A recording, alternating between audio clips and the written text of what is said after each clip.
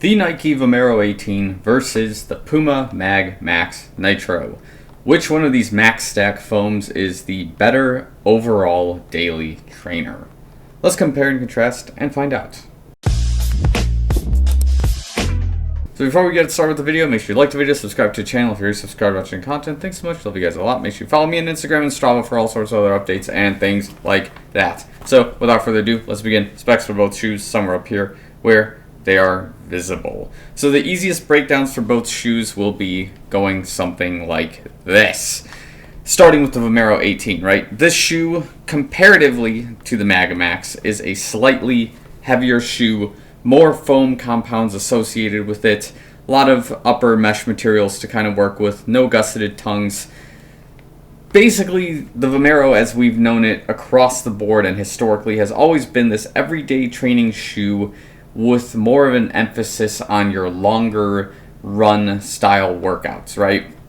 The idea there is we have more of the ZoomX compound that could be a slightly modified version that isn't as fast as the one we know in the Vaporfly Next Percent or the Alphafly compounds respectively, but we also have some additional React compounds running the bottom of the shoe to sort of take in some of the brunt force of running on ground or on, turf, right?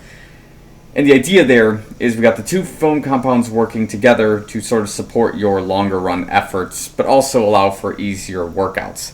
The main downsides with the Vomero, again, is the amount of material that's being used, some of the moving pieces associated with the shoe, and I think most importantly, the weight. Compared, again, to the MagMax, right? Now, if you do a lot of solid long run workouts in the Vomero 18, it's my take that when you go into a lighter shoe, you're going to feel a lot, obviously lighter for starters, but you're going to feel faster on your feet. You're going to have a much greater turnover for your legs. It's going to feel a little bit more effortless. So there's a method to the madness for training in a shoe with, again, this weight, this many compounds, this sort of snug feel to it. The only main trade-off is that this is a very comfortable shoe, but so when you move into more of your race style shoe, it's worth noting that you are going to feel a little bit of that stiffness from the carbon plate if you use it and whatnot, but this is a very good daily trainer for that perspective, right? So that's just kind of throwing the entirety of the Vomero 18 just in your face right there as we move into the Puma MagMax. I guess the last thing we'll note before I move there is I have a little bit over 300 plus miles in this shoe. Mind the wear and tear and the amount of dirt on the shoe, as you'll see probably in the forefoot area. We are kind of closing the chapter on the Vomero 18 shortly, but we still have a ways to go, so I want to use the shoe to its max potential before we get there, right? When we talk about the MagMax, however, this one, in terms of specs, a little bit lighter than the Vomero 18, almost just about an ounce, a little bit under an ounce less. So the difference on your feet is negligent. In the grand scheme of things, not so much. Again, things to note here is we do just have that one nitro compound running the entirety of the shoe. No carbon plates, similar to the Vomero 18. This is meant to be your everyday to sort of recovery style shoe, I guess, based on the compound used here.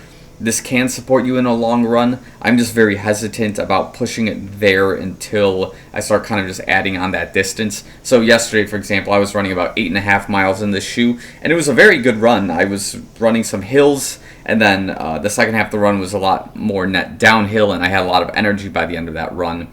Mostly because, again, that's just the terrain, that's just my fitness. My feet were comfortable. I wasn't feeling too beaten up by the end of it, just quads for hill climbing and all that. But the shoe was keeping up very well, right? Again, there's things on this shoe that I'm just monitoring as we go because the stack height here, just because of that, it has a lot of creasing of the foam in this mid to forefoot area of the shoe on both sides. We do have just a nice, simple textile mesh running the upper of the shoe. We don't have the gusseted tongue. We have a pull strap here. We have a lot of comfort in the heel cup of the shoe. It's meant to be a comfortable shoe, just, short and sweet. That's how we keep it.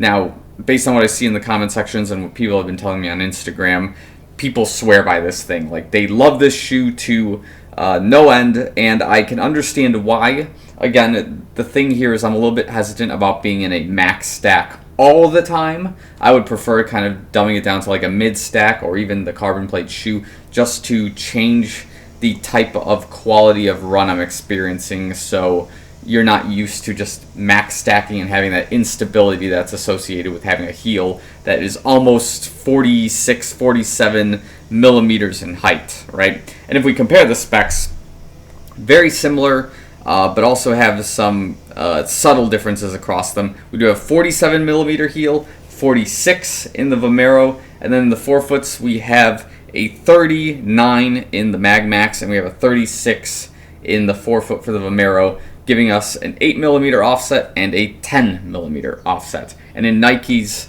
I guess, training style with their shoes, they prefer having the daily trainer somewhere between 10 to 8 millimeters in stack height to emphasize more of a calf activation. So then when you get into your race day shoe, whether it's, the Vaporfly, you can have a similar offset of that 8 millimeters, or you can even get down to about 5 in the original Alpha Fly, but as the Alpha Flies have kind of gone up the generation, they are closer to that 8 millimeter as well. So keeping a more cap emphasis is basically what I think Nike's trying to pull off with its current regiment of having this high stack shoe, right? And now there are other companies who swear by it differently, right? I'll have to see about Puma's race day shoe if it's about the same stack height. I remember it was about 8 millimeters as well, but having that 8 millimeter in the MagMax also works sort of if you want to train or race with a Vaporfly, or an Alpha Fly, which I intend to do at this time. So that makes this for a good everyday trainer for that shoe, just to partner up, right? And as you could have probably guessed, the Vomero 18 is the predecessor to the MagMax in my running shoe rotation. But when we answer the question of which one's the better daily trainer, I can kind of give you a definite answer, and then one that's going to be, it'll be kind of seen. Maybe we'll have to revisit this review to kind of get my thoughts. They both have sort of that skill set of where they apply, right? Like the Vomero 18 is great for, I would say, that everyday run, but then the slower, long run, right? Because that's what the shoe's intent is to preserve the lifespan of itself as well as its foam, keeping it both bouncy, preventing any sort of foam fatigue that would otherwise start kind of affecting and impacting your pace as you continue in your run.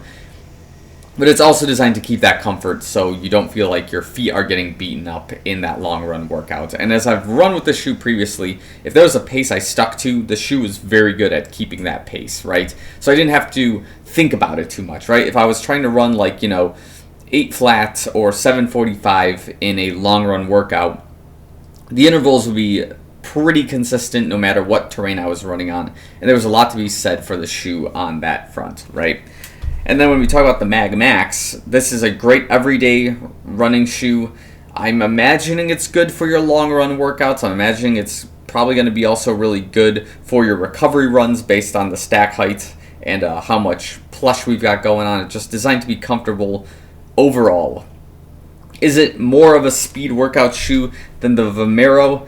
I think the running joke on this channel is, if you ask me, they're both pretty everyday. If you ask Connor Mance, he's going to say the Vomero 18 100% is a great tempo run shoe, because that's a shoe that he's pushed previously in some of his training vlogs, which is, listen, I'm not Connor Mance, right? Like, if you want to push in the Vomero 18, I'm not going to stop you. It's just, I'm not seeing that shoe as like my tempo shoe at my current stage of fitness and my training for the 2028 Los Angeles Olympics, right? Maybe one day if you see me doing tempo workouts in it, then you'll believe like, oh gosh, it's real, it's happening, right?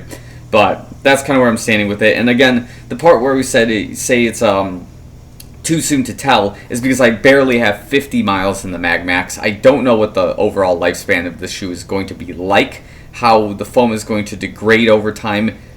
Too soon to tell. Just based on what I've seen with the Vomero 18, it's very consistent. It is a heavier shoe, so that is just something that factors in when I'm dealing with Other things like my tempo sessions and how that's going to impact those particular runs. But yeah, at this time, I really like both shoes as the daily trainers. I just see that the community that watches this channel loves the MagMax. So I'm willing to defer to you guys just on this particular opinion. Again, just to see where the MagMax gets to, and if we get to that point where we're 300 plus miles, I'll remind myself to be like, hey, was it better than the Vomero 18? We'll talk about it then and find out, right? So just based on experience, I really like the Vomero 18. I like how the MagMax is feeling early on. Just too soon to tell right now what the definitive answer will be. So you guys have a job. Remind me at 300 plus miles with this shoe what we think, right? So if you agree or disagree with the assessment, let me know in the comments below. If you have any other thoughts, comments, concerns with either of these shoes at this time, let me know in the comments. Let's talk about it. Let's get a discussion going on which Max Stack shoe is the best thing since sliced bread. So I guess we'll leave it there. Thanks again for watching. I will see you guys in the next one.